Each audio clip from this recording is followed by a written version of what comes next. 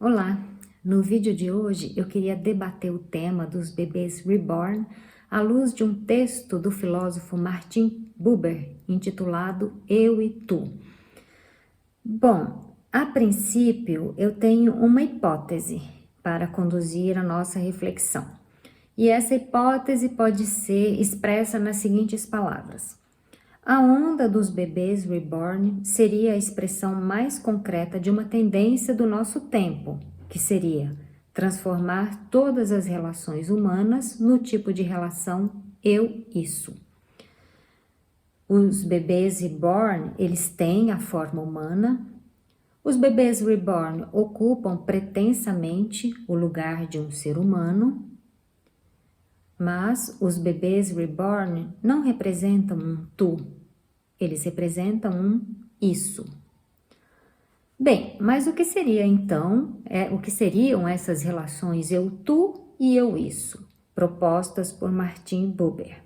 Então agora eu vou falar um pouquinho dessa obra, Eu e Tu, e do seu autor, o filósofo Martin Buber. Ele nasceu em 1878 em Viena, no Império Austro-Húngaro, e morreu em 1965 em Israel. Filósofo, teólogo e escritor, de origem judaica. Ele vivenciou uma experiência em sua infância, aos 6 anos de idade, que foi a separação dos seus pais, o que era muito incomum ainda no século XIX. Sendo assim, ele foi criado pelo seu avô, que foi uma figura muito importante na vida dele. Esse avô era um estudioso do Talmud, ele era seguidor do Hassidismo, e esse movimento, o Hassidismo, foi muito importante na formação do Martin Buber. Mas o que é Hassidismo?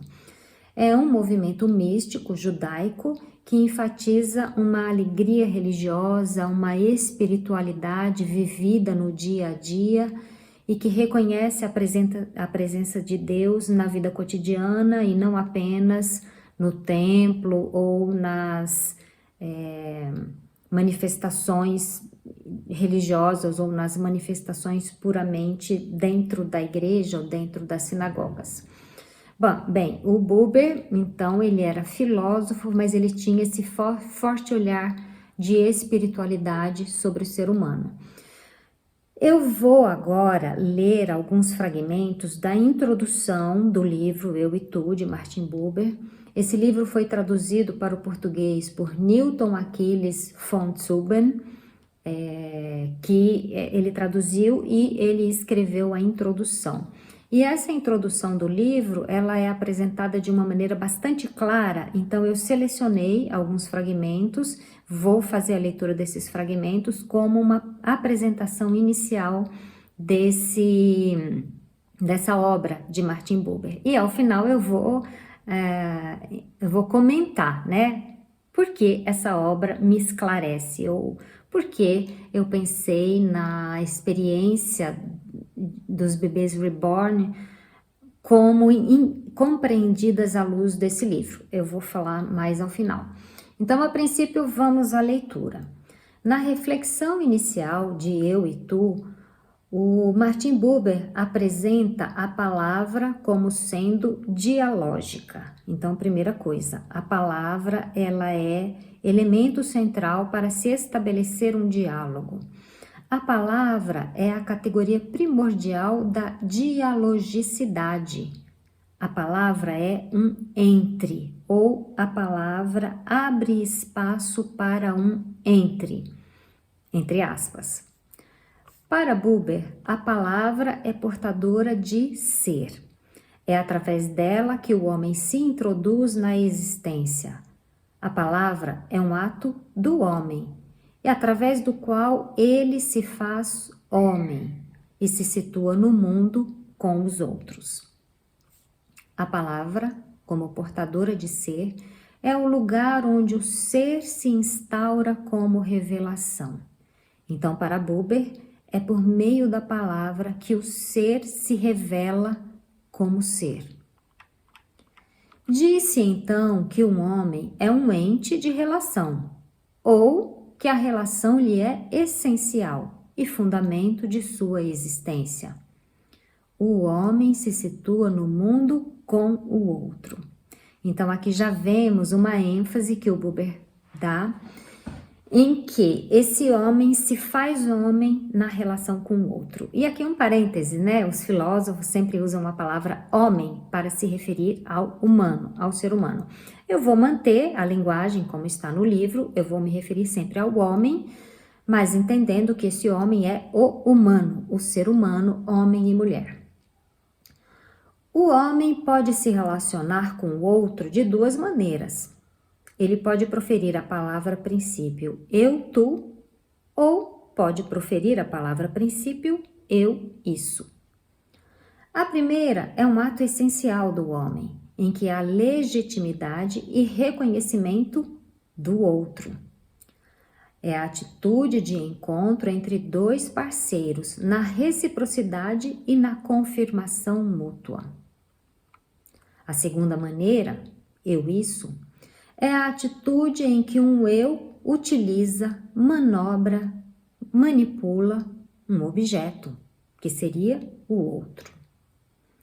Para Martin Buber, eu, tu é diálogo, eu, isso é monólogo. Cada atitude é atualizada por uma das palavras princípio, eu, tu ou eu, isso. A palavra princípio, uma vez proferida, fundamenta um modo de existir. Então, aqui um comentário. A partir da utilização de uma palavra, eu fundo o meu próprio ser. Qual é o meu ser?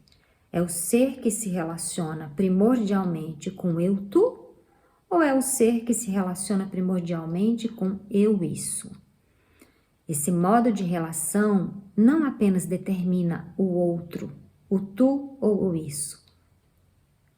Esse modo me posiciona enquanto eu. As duas palavras princípio instauram dois modos de existência. A relação ontológica, eu-tu, ou a experiência objetivante, eu-isso. Também aqui um comentário. Eu-tu instaura o meu modo de ser. Eu-isso instaura o modo da objetificação. E quando eu me relaciono no modo eu-isso, objetificando o outro, será que eu transformo a mim mesma também num objeto?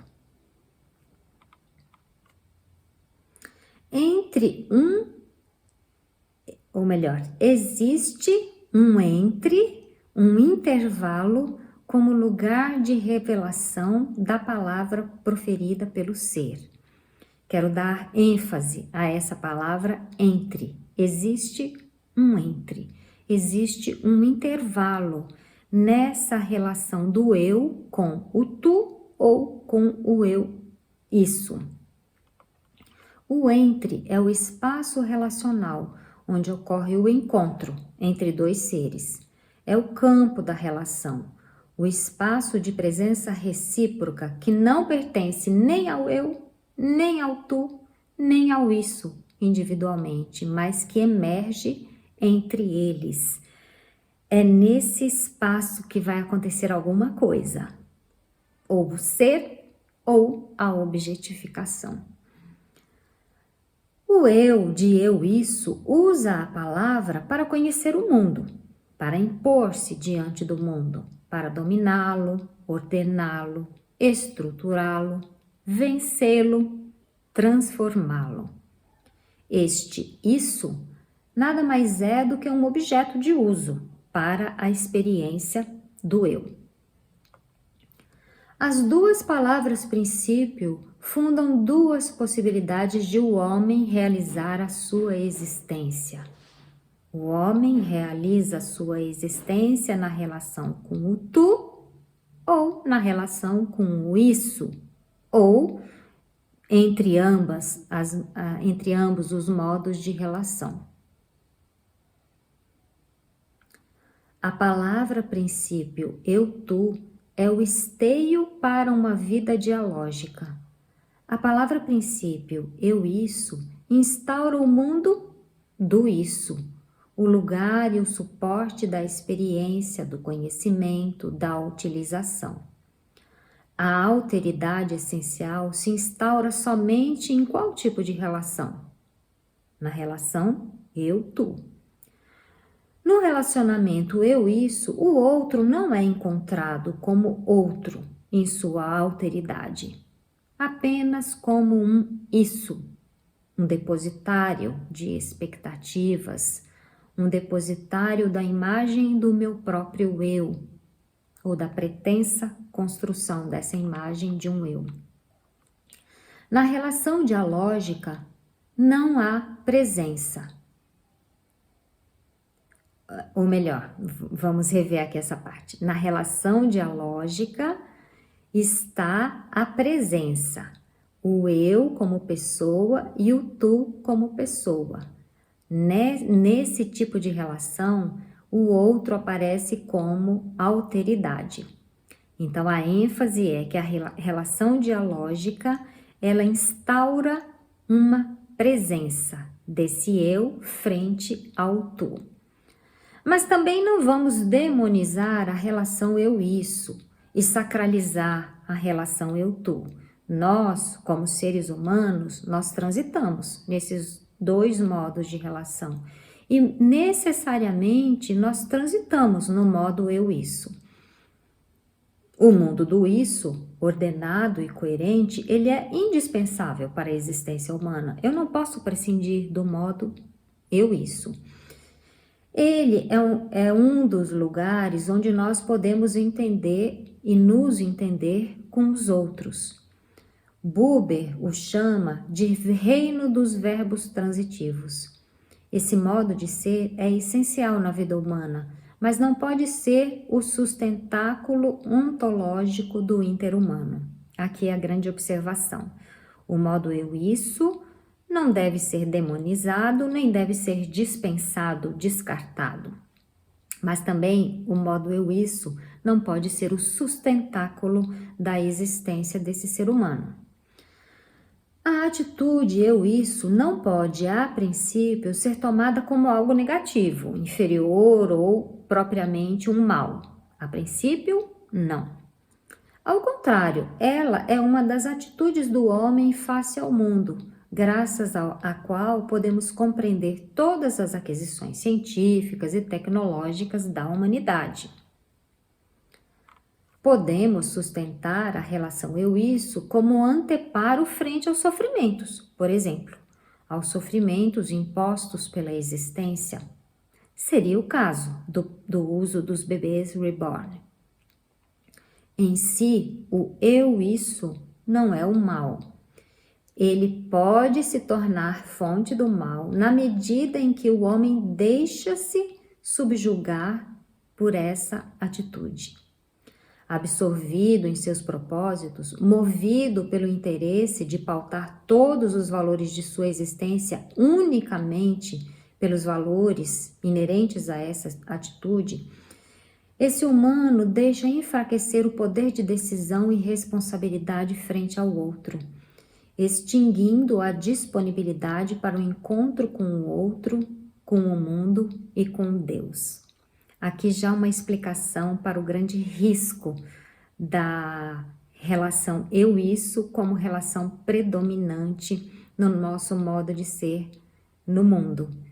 É quando nós deixamos enfraquecer a nossa possibilidade de decisão frente ao outro, a nossa responsabilidade frente ao outro e o nosso reconhecimento do outro. Se o homem não pode viver sem o isso, e de fato não pode, também não podemos esquecer que aquele que vive só com o isso não é de fato humano. Aquele que vive só na relação eu-isso não se humaniza.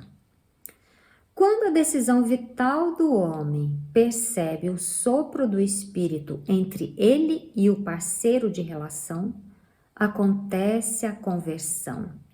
Advém a resposta, surge o tu. O Buber vai chamar isso de conversão. Talvez o Buber queira nos dar a entender que a relação eu-isso seja a primeira forma de relação, a relação que aparece de maneira imediata, mas ela não precisa permanecer assim.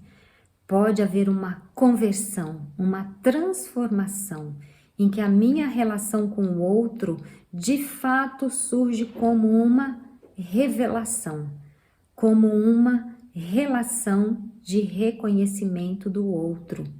É aí que surge o tu, é aí que eu descubro que eu posso me relacionar no modo eu e tu. Frente à doação gratuita do tu, o eu responde por meio de uma aceitação imediata. Isso é, quando existe a conversão. Quando existe essa transformação e essa possibilidade do eu me relacionar com o outro no modo do tu, o eu aceita a doação do outro e se estabelece, enfim, a relação eu-tu. Então, na presença, na proximidade que une os semelhantes, o eu, pessoa, encontra o tu, pessoa. O tu orienta a atualização do eu e este, pela sua aceitação, encontra um modo de agir no mundo em que o outro está presente, como seu tu. A presença desse tu, como de fato uma alteridade, atualiza o modo de eu ser eu, ou seja, transforma, propõe esse movimento existencial do eu. Por meio do encontro com o tu, o eu tem a possibilidade de se flexibilizar e de aprender coisas novas e de encontrar coisas novas, tanto no fora quanto no próprio experienciar do eu. O fenômeno da resposta é essencial à relação. O fenômeno da resposta do tu. O tu responde ao eu. Mas de que maneira o tu responde ao eu? Como mero espelho, projetando-se em si mesmo todos os anseios do eu? Não, não é assim que aparece a resposta. A resposta do tu é sempre algo de novidade para o eu. Por isso tem esse poder de atualizar o eu, transformar, renovar, fazer aparecer algo que não havia antes. O fenômeno da resposta é essencial à relação eu e tu. Quem ouve, se não há ocasião para responder? Quem ouve de fato, se não há possibilidade de resposta? Para ouvir de fato, é preciso dar o espaço para a resposta. A experiência de receber a palavra e de respondê-la é o âmago desse entre que eu falei a princípio, ou é a revelação vivida pela possibilidade. Esse entre é o espaço da transformação. A responsabilidade, transcendendo o nível moral para um nível mais amplo, é o nome ético que Martin Buber dá para a palavra reciprocidade. Reciprocidade é meramente essa expressão ética de transcendência, em que o eu se relaciona de fato com o tu, em que o eu percebe de fato o tu e acolhe de fato o tu. A reciprocidade permanece como parâmetro valorativo das diversas relações eu-tu nas diferentes esferas. Para eu me relacionar no modo eu-tu, eu preciso ceder espaço à reciprocidade, o que quer dizer? Eu preciso entender o tu a partir do mesmo valor que eu pretendo conferir ao eu. Isso é reciprocidade.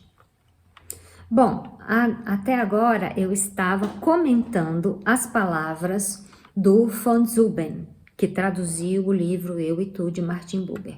Agora, eu vou fazer uma leitura do próprio Buber. Eu vou fazer uma leitura das palavras iniciais do livro Eu e Tu, de Martin Buber.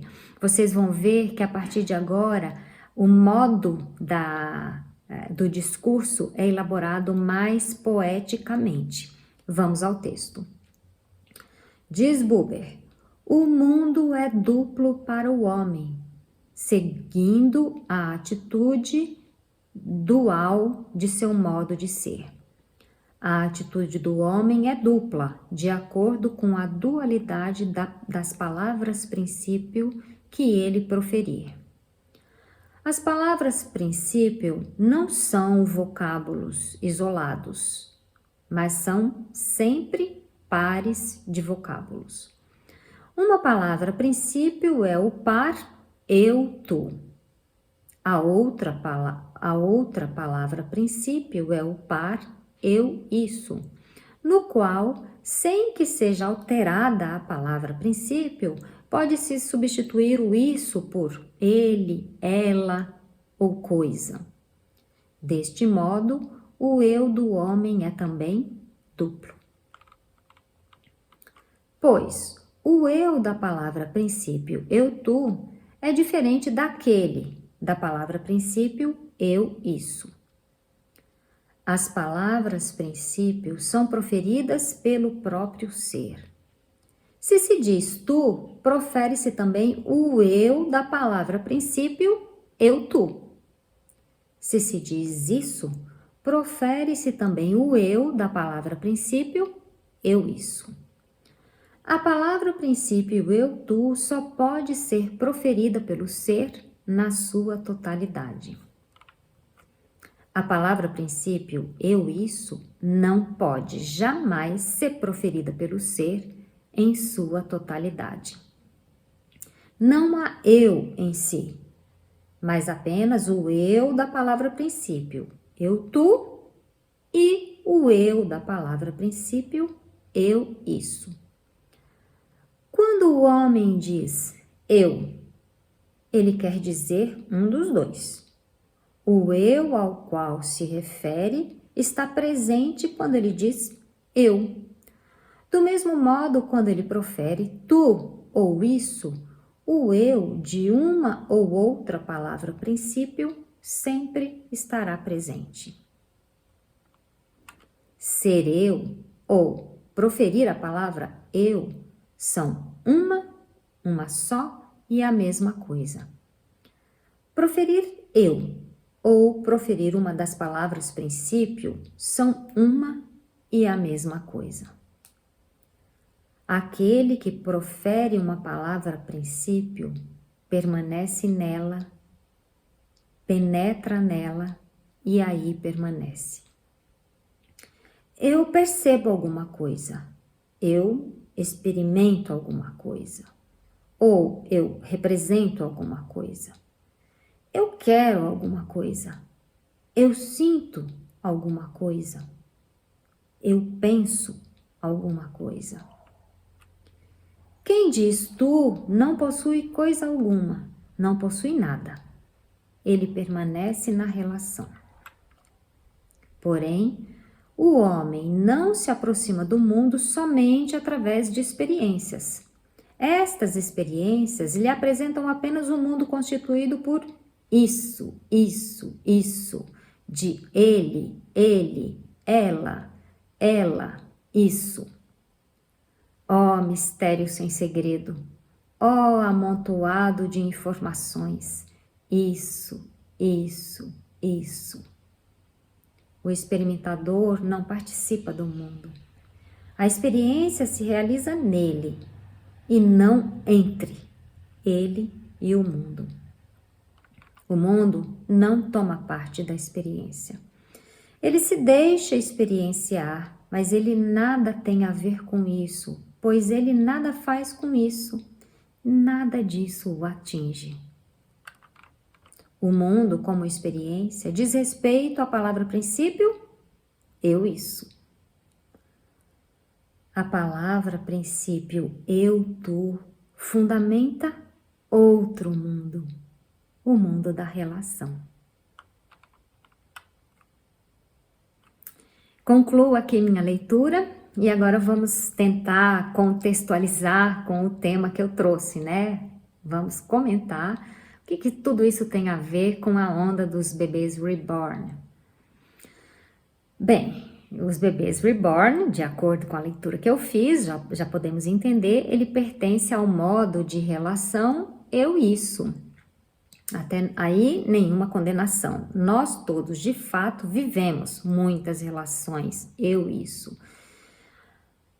Mas a maior questão que eu gostaria de colocar é que muitas vezes nós temos usado os bebês reborn como chacota para nos distanciarmos da reflexão eu, tu, eu, isso. O que quero dizer? Quando rimos das experiências relacionais como bebês reborn, não estaríamos nós mesmos encobrindo nossas próprias relações eu, isso, com pessoas de carne e osso? Eu acho que esse tema está em questão. Nós ridicularizamos o outro, nós distanciamos isso que nós podemos chamar de distorção na relação, nós nos distanciamos desse modo de olhar e nós, de certa forma, nos sentimos isentos, mas o que eu quero refletir é que nós não estamos isentos. Nós estamos inseridos nesse modo de relação eu-isso e precisamos pensar sobre isso. Precisamos falar sobre isso. Não são apenas as mães dos bebês reborn que estão se relacionando ao modo eu-isso. Nós também estamos. E estamos fazendo isso com pessoas de carne e osso. Será que não estaríamos apontando o dedo como que dizendo, ah, aquilo sim é bizarro, para encobrir nosso modo próprio, bizarro, de transformar nossas relações em eu-isso? Será que nós também não estamos sendo bizarros ao lidar com nossos companheiros, companheiras, filhos e filhas ao modo eu-isso? Não estaríamos nós, mesmo sem o bebê reborn no braço, forçando o outro a ser aquilo que nós mesmos desejamos que o outro seja, impondo a nós mesmos diante do outro para dominá-lo, ordená-lo, estruturá-lo, vencê-lo, transformá-lo como a um mero isso? Bem, eu quero concluir a minha reflexão considerando que os bebês reborn representam a expressão mais concreta do modo eu-isso. Mas esse modo concreto, muitas vezes, ele existe de uma maneira mais abstrata. Quero dizer, as relações eu-isso muitas vezes existem de uma maneira mais abstrata, não tão concreta como aí no boneco físico do bebê reborn. Porque na relação como bebê reborn não há reciprocidade. Bem, já sabemos. O que o bebê reborn deseja? Deseja aquilo que eu digo que ele deve desejar. O que o bebê reborn necessita? Necessita aquilo que eu digo que ele deve necessitar. Mas não estaríamos nós também impondo aos nossos parceiros, parceiras, amigos, amigas, filhos e filhas, essas mesmas projeções dos nossos desejos e das nossas necessidades, exigindo que eles desejem também igualmente aquilo que eu desejo? Exigindo que eles necessitem também aquilo que eu necessito, exigindo que eles saibam antecipadamente e espelhem antecipadamente aquilo que eu desejo e necessito? Bem, nessa relação bebê reborn está muito claro que não há reciprocidade, não há espaço para o entre de duas pessoas em relação. Não há alteridade, há apenas o grande eu em relação ao outro que é um mero isso. Não há espaço para transformação, Não há espaço para surpresa e, por que não, o milagre. Não há espaço para o milagre.